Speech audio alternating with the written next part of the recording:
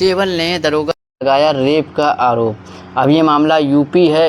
UP में महिला सुरक्षा को लेकर बेहद पुलिस गंभीर रहती है, लेकिन एक झांसी में एक महिला इस कांस्टेबल ही दुष्कर्म का शिकार बन गई। उसने पहले झांसी में रिपोर्ट लिखाई। झांसी में उसकी रिपोर्ट नहीं लिखी गई, तब उसने आकर मथुरा में रिपोर्ट लिखाई। अब उसने ये भी बताया है कि जिसने उसका रेप किया है उसने वीडियो ही बनाया है, और वीडियो बनाने के बाद उसे वायरल करने की धमकी भी दी है, उसे मारा पीटा भी है।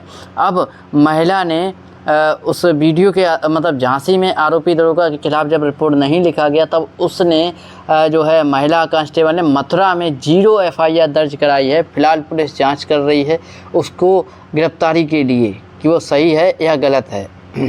ये वैसे बताया जाता है यूपी में क्राइम बहुत कम होता है।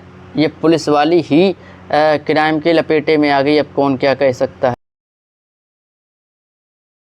इंस्टा पर दोस्ती की युवती से संबंध बनाए, अब शादी से मुकर गया दरोगा। झारखंड के सिमडेगा में तैनात एक दरोगा पर पलामू की युवती ने शादी का झांसा देकर यौन शोषण करने का आरोप लगाया है। रांची के महिला थाने में एक दर्ज FIR के अनुसार इंस्टाग्राम पर दोस्ती के बाद दरोगा ने युवती का यौन शोषण किया। शादी से इनकार करने पर उससे युवती से मारपीट की, यानी कि पहले उससे दोस्ती की, जब चाहा तब उससे संबंध बनाया, जब महिला ने शादी के लिए कहा तब उसे मारा पीटा।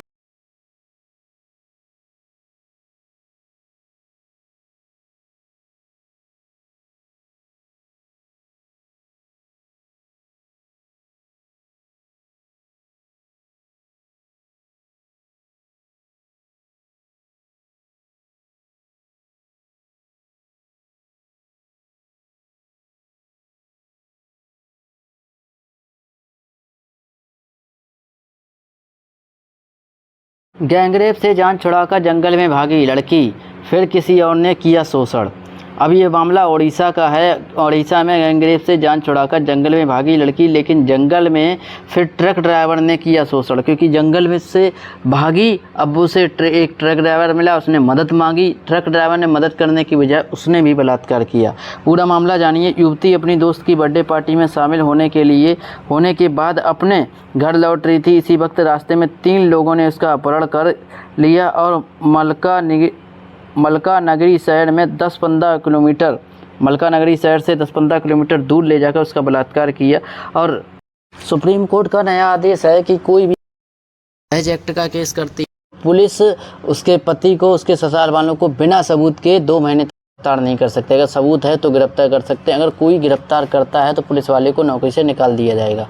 अब भारतीय दंड संहिता की धारा 498A जो विवाहिता महिला को दहेज प्रताड़ना से बचाने के लिए बनाई गई थी, उसका कई बार दुरुपयोग भी देखा गया है। इस संदर्भ में सुप्रीम कोर्ट ने एक बड़ा कदम उठाते हुए इलाहाबाद हाई कोर्ट द्वारा एक दिशा निर्देश किया है, जो कि पूरे देश में लागू करने का आदेश दिया है। अब सुप्रीम कोर्ट ने इन बिंदुओं पर जताई सहमति। गिरफ्तारी से पहले 2 महीने का कूलिंग पीरियड, FIR पर शिकायत दर्ज होने के बाद कम से कम 2 महीने तक कूलिंग पीरियड, नामजद अभियुक्तों को गिरफ्तार नहीं किया जाएगा। इस अवधि में केस को संबंध जिले की परिवार कल्याण समिति को भेजा जाएगा। किन मामलों में भेजा जाएगा, केवल वे ही मामले समिति को भेजे जाएंगे।